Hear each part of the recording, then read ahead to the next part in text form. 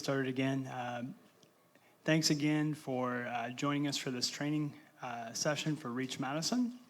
And we'll go through the handbook there that you guys have. So starting in page 2 is the mission statement for Reach Madison. So I thought it would be a nice exercise if we read it together. So if you guys have that on page 2, or I think you can see it up there on the screen. Reaching Madison with the love and gospel of Jesus by building relationships with students and their families, we work to meet both physical and spiritual needs as we rally the church and staff to join us. What I want you guys to understand about the mission of Reach Madison, it's not just one church. It's not just the game club, although that is a large part of what we're doing. It's an exciting part of what we're doing. It builds trust. It creates relationship, and that is a launching foundation, a launching platform by which we can continue that relationship to eventually be able to share the gospel with these students, their families, and really make a significant change in their lives at school, their lives at home, and most importantly, eternity. So we want to have an eternal impact on these kids. And the significant thing is, it's not just the church doing it. It's not just a group of churches working together, although that is huge. It's also getting parents and staff involved in what we're doing.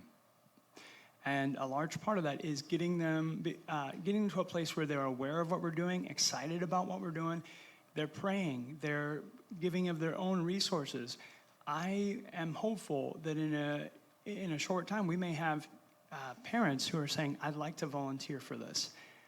That would be amazing. If you look there, we also have our core values. And so in all that we're doing for Reach Madison, whether it's a game club, a Bible study, the care closets, or other support resources for teachers, parents, and students, we want to keep these core values in mind. Are we fulfilling these values? First one being relationship, building relationship with students, staff, and their families. Like I said, that's foundational. We build everything else on top of that relationship. We're engaging local churches and the staff to meet both spiritual and physical needs of these kids. The spiritual need is obvious. We need Jesus. We all need Jesus. Apart from him, we're in death. We want people to come to real life. But also meeting physical needs, because by meeting those physical needs, and whether that's a student needs clothing, or they need food, or they don't have proper housing, or whatever it is, if we can be a part of solving that problem, we're communicating love to them, and we're getting them to a place where they can hear the gospel. Because frankly, if somebody's stomach is empty, they're focused on their stomach. They can't hear spiritual truth when they're focused on that physical need, or at least I should say, not hear that truth as easily. Can we solve every physical need a student has or their family? No. And there's going to be times where we become aware of a need and we either don't know how or we don't have the resources to meet that need. And that's hard. That is a hard part of this work. But just being there, being aware of it, hearing that need, and expressing compassion, that is such a hard situation you're in. Thank you so much for trusting me enough to share that with me. I will pray for you, and I will do anything that if I can to help that situation. We just want to be careful not to promise to do something that we can't do. Also, appreciating that we're all made in the image of God and worthy of respect. This is fundamental to the Christian faith. It's fundamental to our existence. God created every man, woman, and child in his image. And when we hold on to that truth, it's not hard to love others, even when they're being unlovable. And so we want to esteem others with that kind of love and that kind of respect. So when we say to somebody, hey, let's not treat others that way, let's not hit somebody or speak that way, we can point to this fact. Hey, we are all going to treat each other with respect. And it's okay to say, because we're all made by God. They don't have to agree with that, but that's why. That's the fundamental reason we treat all people with love and respect. And then coaching. We coach Madison to love God and to love others. What are we here on the earth to do but to love God and love others? And what better task could we have but then to teach the kids, the staff, and the parents to do the same thing. And then the last one, we are helping people grow. We're helping them grow in their academic education, doing what we can to support them in that. And that could mean there's a need for a tutoring program. Okay, we'll start a tutoring program. Maybe there's an illiteracy problem. Start an initiative to help kids learn how to read, or maybe it's to help parents learn how to read, whatever. There's aspects of what we're going to do that is going to directly support what the school is doing. One of the things that, for instance, the Game Club does is it teaches character building. And all schools are required to have character building and training as a part of their curriculum. Right now, the school can't take what we're doing as a credit. However, they're really excited that this is an aspect of what we're doing because it helps their students. And as a side note, I've had several teachers come up to me and say, some of these students are involved in your club. They're behaving better in class. That's really encouraging to hear that. So just we'll briefly go over some of the various types of services or ministries that we provide in Reach Madison. I'm on page 3 now, is Bible studies. And this can take all sorts of types of approaches. I don't think every Bible study at each school is going to look the same, but we do want a Bible study functioning in each and every school. I'll tell you, the middle school principal is a believer. He's excited. I spoke to him just a couple days ago.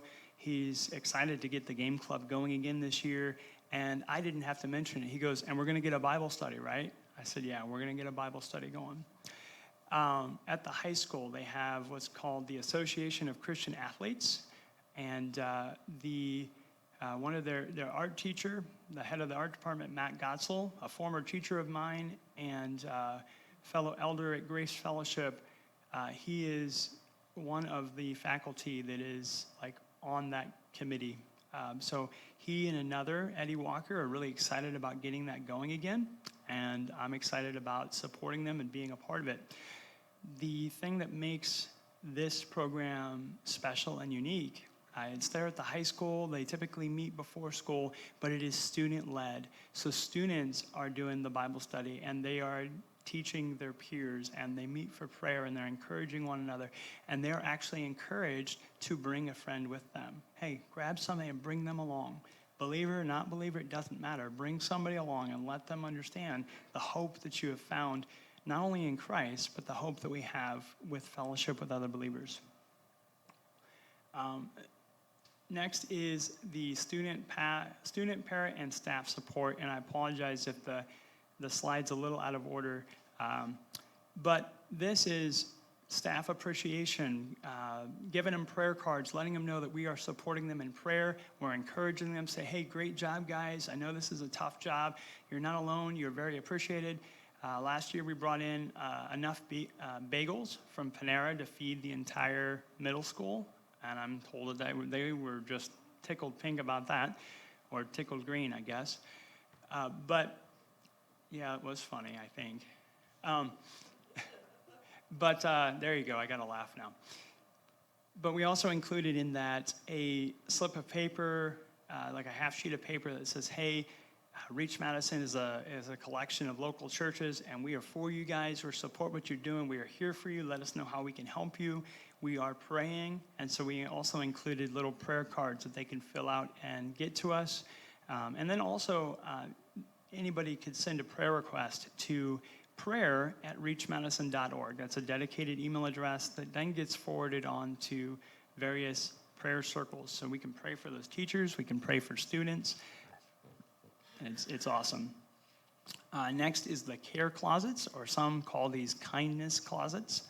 And if you've never heard of these, what this is, typically there's a teacher or a faculty member who has decided that I want to be a part of meeting physical needs for the students, whether that would be they don't have enough food at home, they need clothing, maybe they don't have the proper clothing that's going to, hold on one second.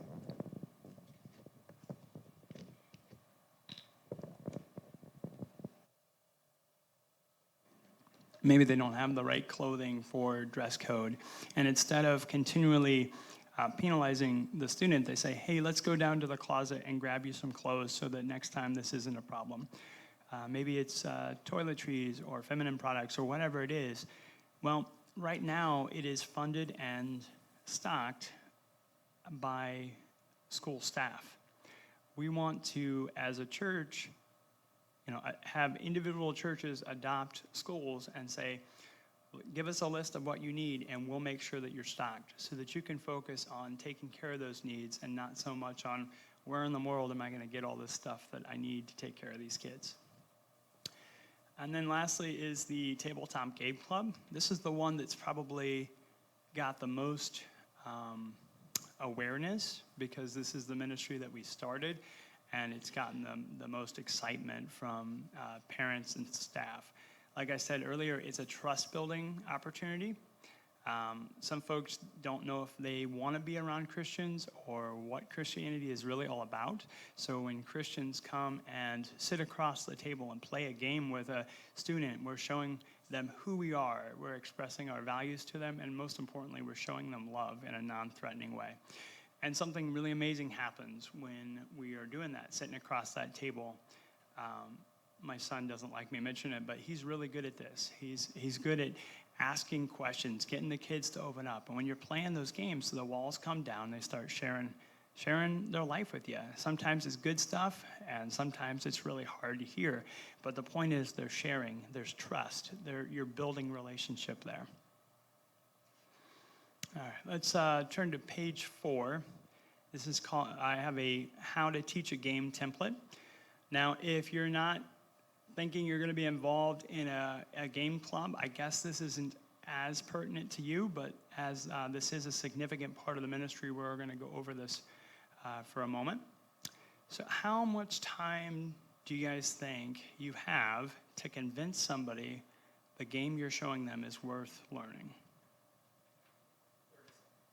30 seconds? Probably closer to the truth. Yeah, I have down here 90 seconds, but Josh is probably right. It's probably less than that. But the thought is, if somebody has decided to go to game club, they'll probably give you a little extra time. But if in the way that we teach a game, it doesn't seem exciting to them, they might physically be there, but mentally they've checked out. And so they're going to miss rules, they're going to miss parts of it. So when we teach a game, we want to teach it in such a way that it's exciting. If there is a history or a lore to a game that we're playing, like if we are supposed to be a character on a quest or an adventure, you want to display that pretty quickly and say, this is why this game is as exciting. So one of the first things you want to answer in the game is, why is this game going to be fun? That's kind of like a hook. That's why you should keep listening, because I've played this game and this is why it's fun. They need to know how to win the game, how to lose the game, and they need to know, who we are in the game. As you learn a game, you might want to write down 3 or 4 main points about the rules that are important, but it's important to note this, that in teaching a game, you don't have to teach all the rules before you start playing. You want to start playing as quickly as possible. So teach the basics and then say, hey, we'll learn the rest of the rules as we go. And remind the kids, this first time we're playing the game, it's not really about who wins and loses. The objective here is to learn how to play the game. It takes some of the stress away, because for some folks, and they don't have to be kids for this to be true, they're so focused on, I've got to win, that a loss can be really hard to deal with. So in Game Club, we teach kids how to learn a game, but we teach them how to win a game well. We teach them how to lose a game well. That is a skill. You do need to know how to lose well, because it can be pretty upsetting.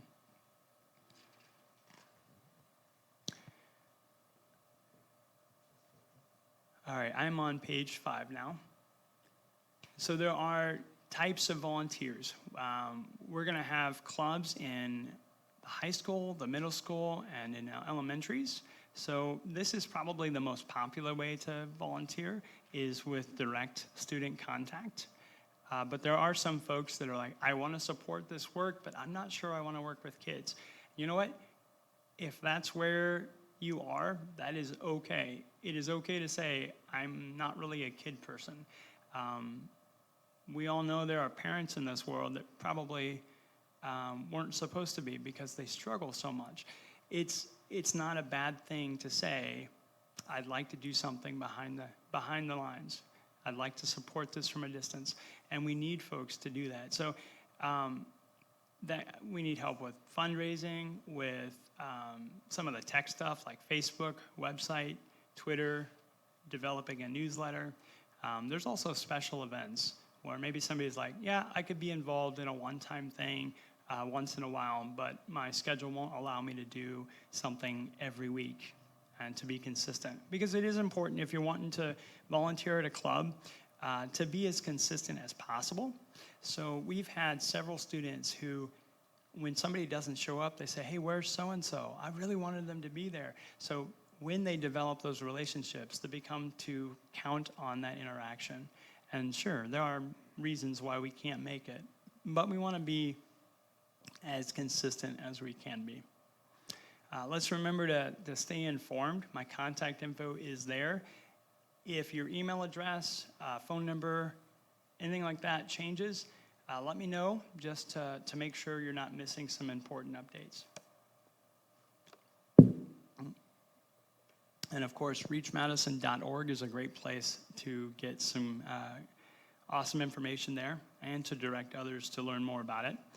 There is a special spot on the website in the lower left-hand corner, and the current password for that is LOVE, L-O-V-E, the uppercase L.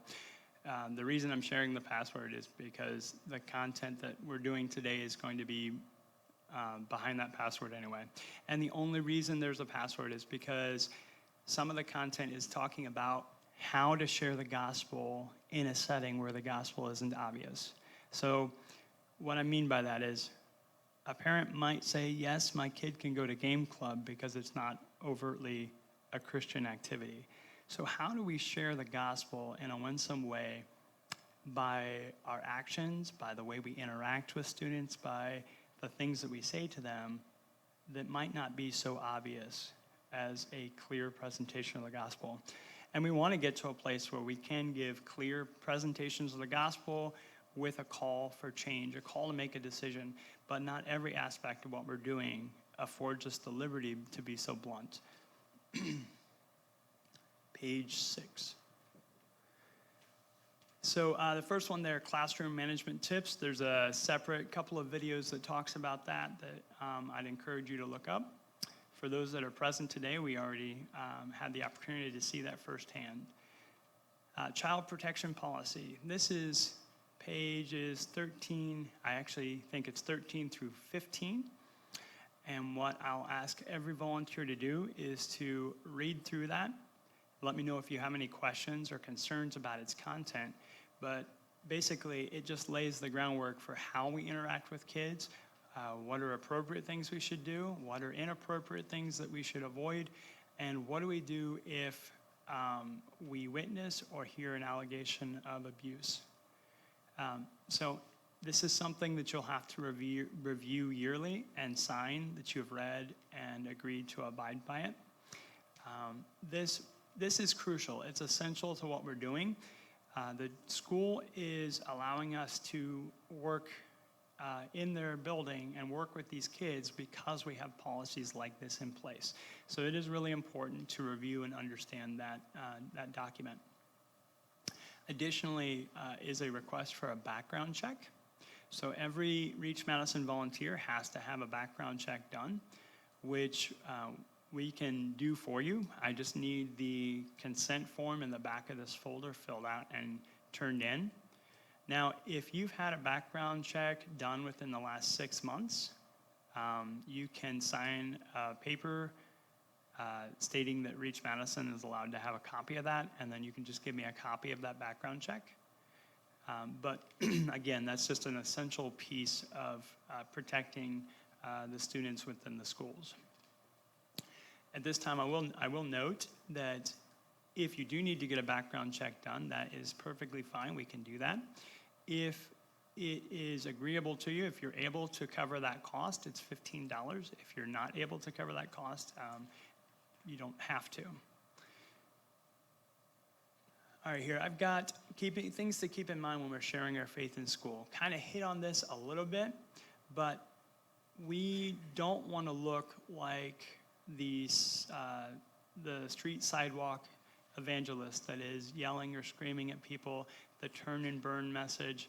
And I'm not debating whether that's good or bad. That's not the point. The point is that's not going to be received within the school. Right or wrong, that sort of sharing the gospel would unfortunately jeopardize our ability to minister within the school. So we need to be subtle. We need to be gentle. When you're talking to students, if you see a wall go up, if there's resistance, that's your cue to stop. Because what did Jesus say? He says, don't cast your pearls before the swine. And I believe what that means is don't waste your energy in sharing the truth with somebody who's not ready to receive it. It's not that the truth isn't valuable. It's not that the person you're sharing with doesn't have an innate value. We've talked about that. They definitely do. But when we are too forceful in the way that we share the gospel, when they're not receptive, we will push them away. And worse, we could jeopardize our ability to minister within the school. So unfortunately, that does give us some restraints in how we do it. Now, when we have a Bible study, the parents have been completely briefed on what that means, and they've consented that their child be there. There is a place where we can be very open and very free about sharing our faith. So there are places that we can do it. When we have events where the students come out to an event outside of the school, I'll give you an example. Your church can have an event where we can advertise, hey, this is going on. In fact, I want to get to a point where we're developing some sort of like a newsletter that comes out quarterly where we give it to all the parents and say, hey, here are some of the activities and events happening in the churches that support Reach Madison. So they've got a sampling of what's going on in each of the churches, as well as an update on what's happening specifically for Reach Madison. So we have opportunities when they are within the walls of our church, or if they're at another activity. For instance, I've been building relationship with Richland County Public Library. They've decided to partner with Reach Madison. Really excited about that. So we're going to be doing some co-sponsored events with the library.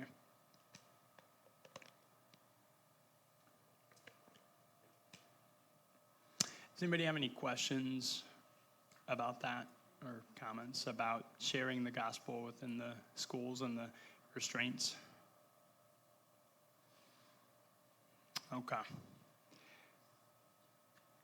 The content we're working on today and some future content will be available on the website for volunteers to take a look at. So look for that coming. Also, another aspect that's being developed is disaster plans. So what do you do if some sort of natural disaster or some other disaster happens? What's our policy? What are our plans with that? It is worth noting that in Madison schools, in every room, there is a posted sign that says, this is where you go if there's a tornado, this is where you go if there's a fire, that sort of thing. So when you are in a room, working in a room, it's a good idea to familiarize yourself with those policies. So if there is something that happens while you're there, you can offer direction and leadership to those students. Page 7. So here you'll see a standard liability waiver. All volunteers, including those who are under the age of 18, have to have one of these signed. If you're under 18, a parent has to sign this on your behalf. Next page is actually the material that we went over earlier. That Tricia did such a wonderful job with.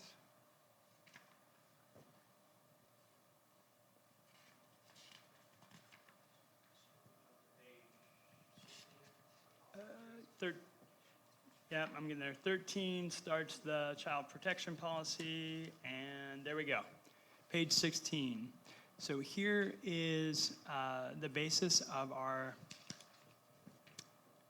agreement on doctrinal issues. So I'm asking that all Reach Madison volunteers read and agree with the Apostles' Creed. This isn't because the Apostles' Creed is the greatest expression of the Christian faith, but rather that it's a common reference point that we can look to. Most churches would agree that this is a statement of truth about the Christian faith. And so the point of this doctrinal statement that I'll have you guys take a look at here in a moment is it's what unites us. It's what brings us together as fellow co-workers for the Lord.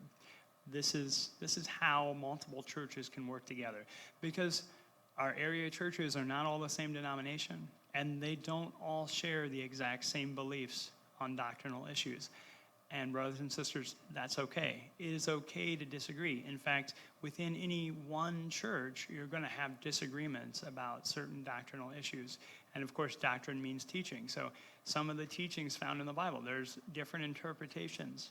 So the point of this document is to focus on what brings us together, what unites us, not on what would divide us or the differences that we have.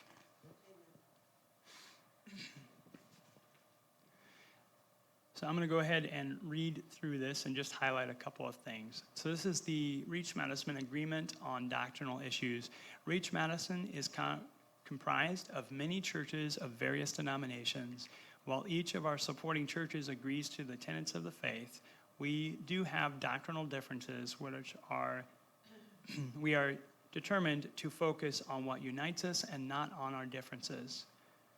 John 12, verse 32 says this, "And I, when I am lifted up from the earth, will draw all people to myself."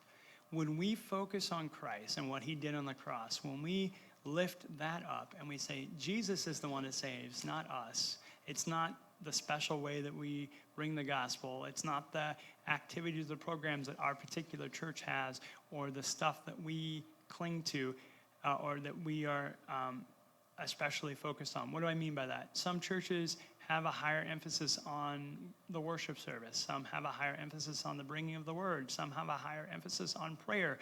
We could all agree that all three of those are important. We're not going to argue about which is the most important. We're just going to agree that it's all important and lift up Jesus. Therefore, all Reach Madison volunteers and staff need to agree not to promote or teach anything not found in the Apostles' Creed. This is not because we hold the creed to be the ultimate expression of faith, but rather that we need a common reference point. We also ask that you not emphasize the individual gifts of the Holy Spirit. Instead, focus on the fact that the Holy Spirit empowers the believer in many ways and our need for daily dependence upon him.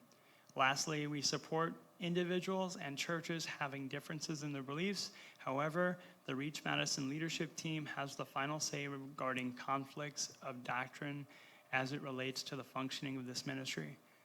Okay, what does that mean? That you might, if you're teaching something, if it seems to violate this agreement, you might be asked to alter the way you're expressing that or to refrain from sharing something in particular, and that the leadership team is the one that gets to decide what that means. I don't think that's going to be a major issue. I don't think that's going to come up much at all if we focus on Christ, focus on what unites us. One other thing that I wanted to share.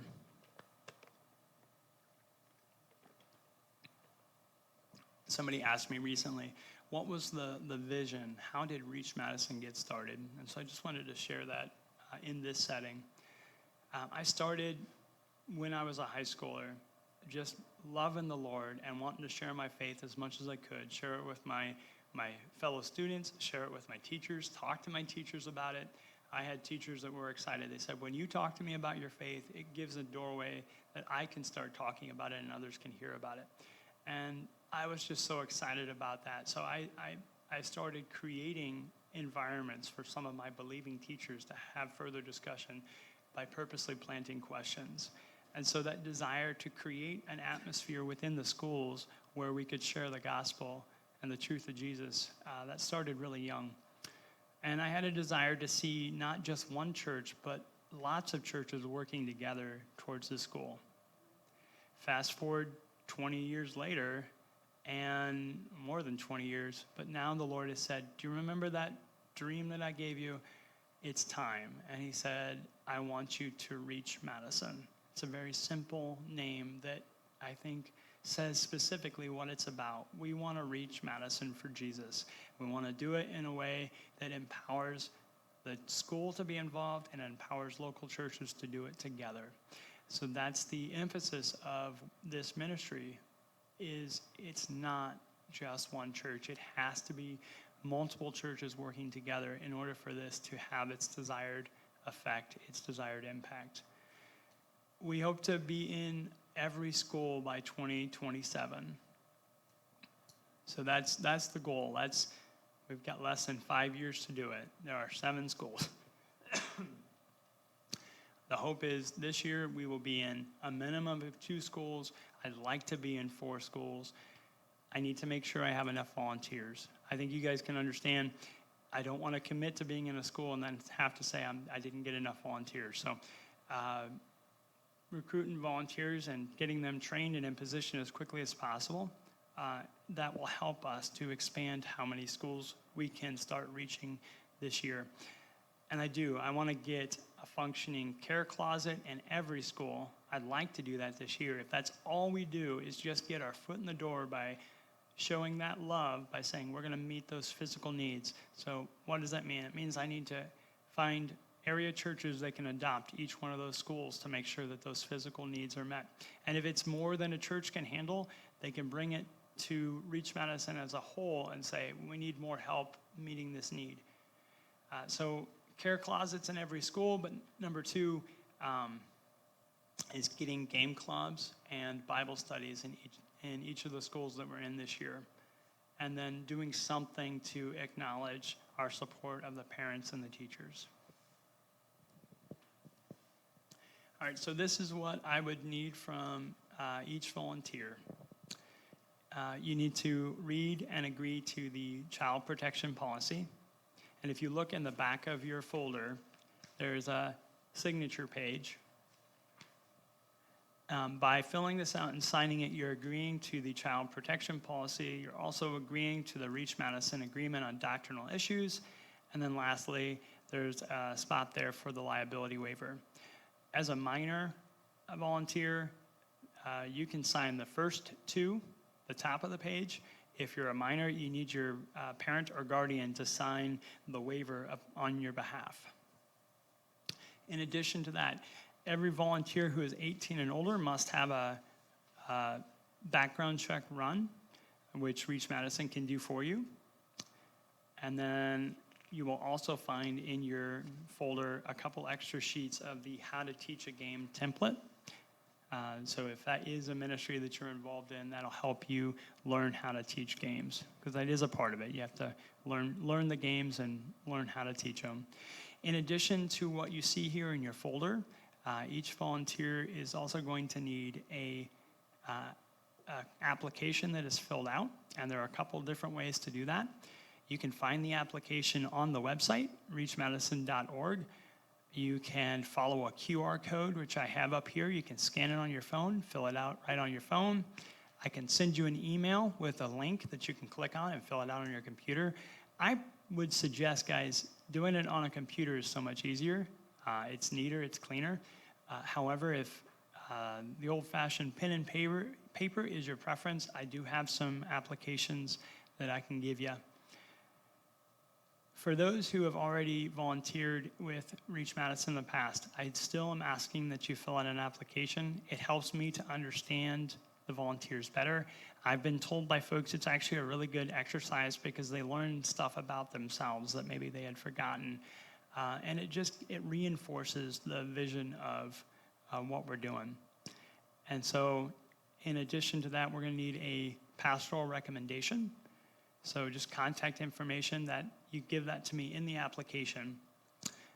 But it could be a phone call with your pastor or a written paragraph from your pastor just expressing their support of you, your walk with the Lord, and your involvement in this ministry.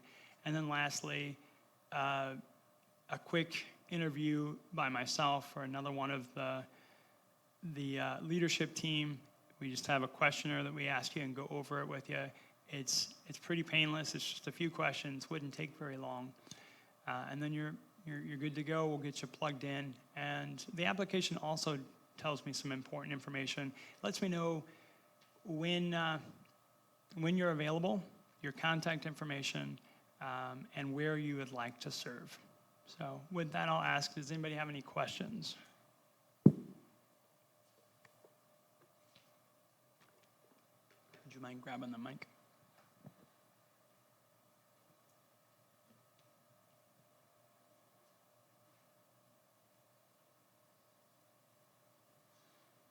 I guess my question would be, I've talked to you a little bit about this, but in an ideal situation, obviously, I guess we'd like to have the care calls that's stocked always. Mm-hmm. But as far as like the game days, the Bible studies, what's the desired goal of the involvement? How often do we want to do this? How frequent the Bible study is going to be, the game days, and so forth. So when I pass this information on to the people at church, kind of know what we're signing up for. Yeah, great question. So the game clubs are once a week. For instance, the middle school last year, and it looks like this year will be the same time.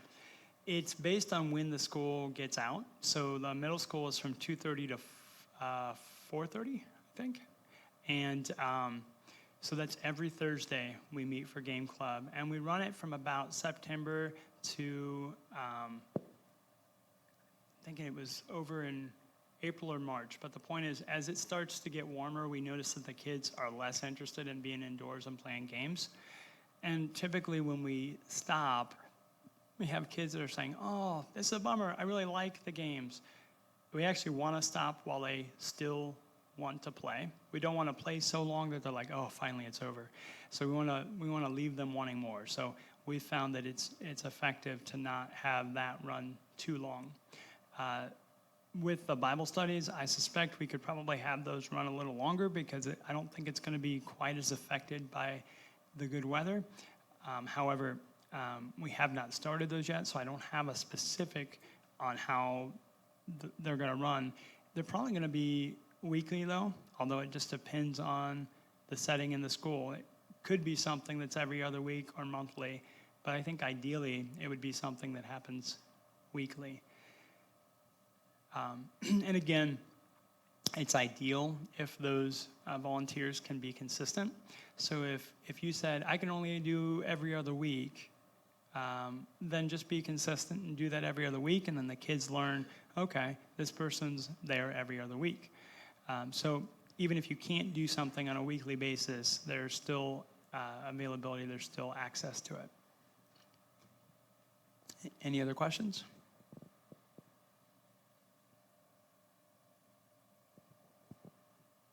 Steve, you want to grab her the mic, Steve?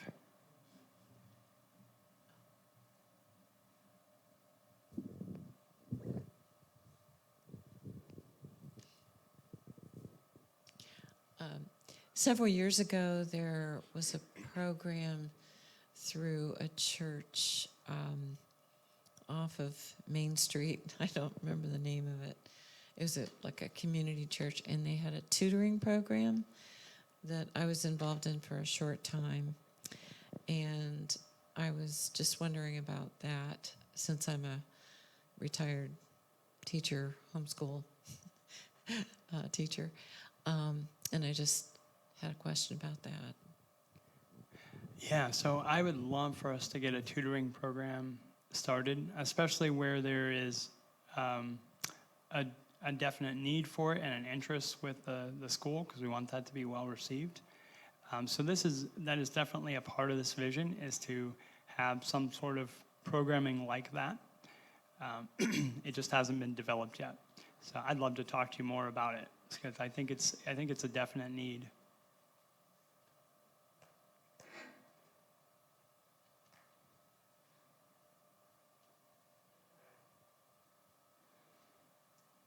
All right, well. I just wanted to ask, how many volunteers do you have already committed? So I think I have around 10. And how many does it take to run the game club at a school? So there has to be a minimum of 3 or 4 to effectively be able to be there. Because if for some reason volunteers had to leave with a student, our policies say that there has to be 2 volunteers with them. Now, if they're going to the restroom, we're not going to escort them to the restroom. But if for some reason we needed to escort somebody to the office, then we should have 2 volunteers go with them. So there has to be a minimum of 4 in each gathering. Now, with the high school, we could probably get away with less, just because that need to escort a student is, it's just not there.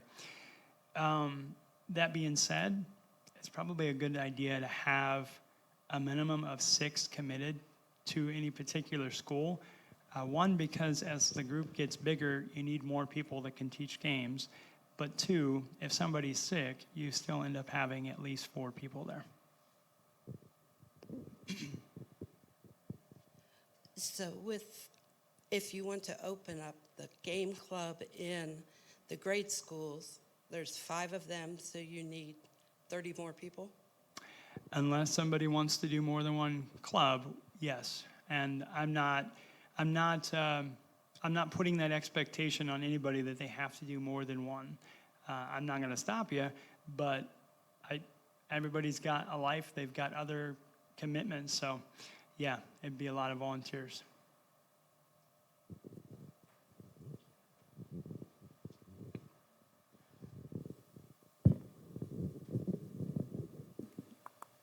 Jadae, just really quick, how many schools total, and could you name the schools that we're in right now currently operating in, and what are the schools that we haven't gotten into yet? What names are the schools? You said there's 7, I believe, but I only know of 5. Okay, so we were most definitely in and well received in the middle school last year, and they're very excited to have us come back. I have had conversations with the high school principal, and they're excited about our involvement this year. So we'll definitely be getting into the high school. Grace Fellowship has a history of serving in Madison South for about 5 years. It wasn't Reach Madison yet, but those relationships are still providing an open door to get back into Madison South. And then I've had a couple different churches say that they were interested in getting into Mifflin. So if I said 4 basic schools this year, if we are able to do 4, those would be the 4 that would be getting into. In addition to those, you've got, let's see here, so that's 4. Eastview, that's the 5th one. You have, there is a preschool out of Madison South. So I'm actually treating that as a different school, and that's going to be a totally different makeup and how we reach that school. And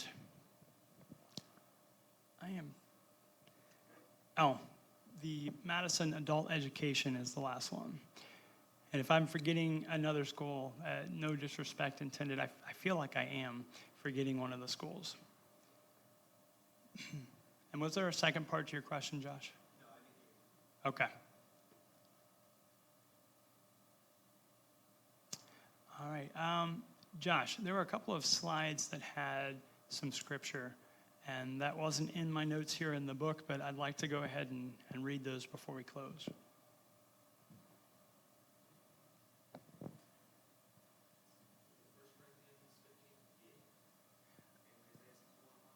Yeah.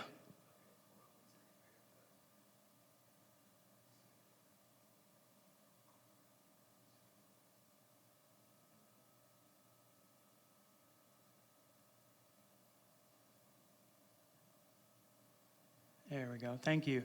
Therefore, my beloved brothers, be steadfast, immovable, always abounding in the work of the Lord, knowing that in the Lord your labor is not in vain.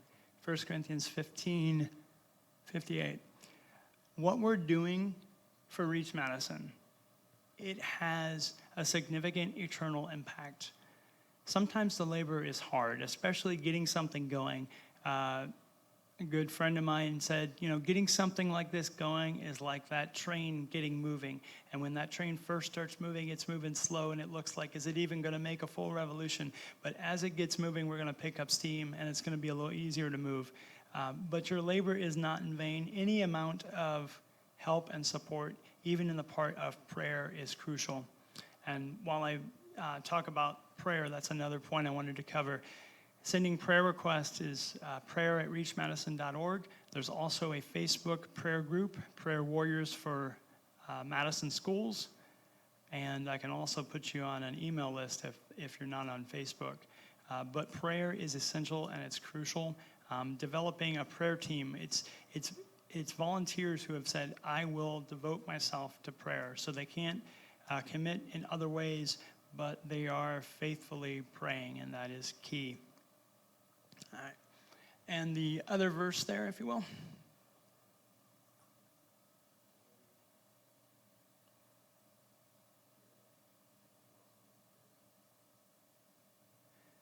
Yeah, so Isaiah 61:6. The Spirit of the Lord is upon me because the Lord has anointed me to bring good news to the poor. He has sent me to bind up the brokenhearted, to proclaim liberty to the captives and the opening of the prison to those who are bound. When we are building these relationships with these students, even the very beginning, whether it's meeting a physical need or it's playing a game with them, we're already starting that process. When we're saying, as Tricia said earlier, yes, but here, this is how we do this. We're honoring the fact that they come from a different family dynamic, that they have different values.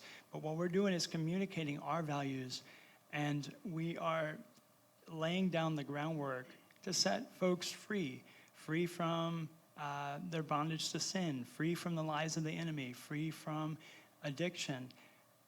Does Reach Madison have, for instance, a specific drug rehab? No, but we're networking with resources so that when we become aware of it, we can connect people to the help that they need. We're not just talking about spiritual freedom, although that is key. We are able to set captives free in so many other ways, and I'm really excited about that. So I want to thank you guys so much for taking the time out of your Saturday morning to join me, and I will close in prayer. Father God, I pray your blessing upon the volunteers, those who have showed an interest in working within the Madison schools. I pray that you would equip them and give them what they need for this work. I pray for the area churches, Lord, that they would listen to your call, those who have called to be a part of this, that they would be able to set aside resources and time to commit to this.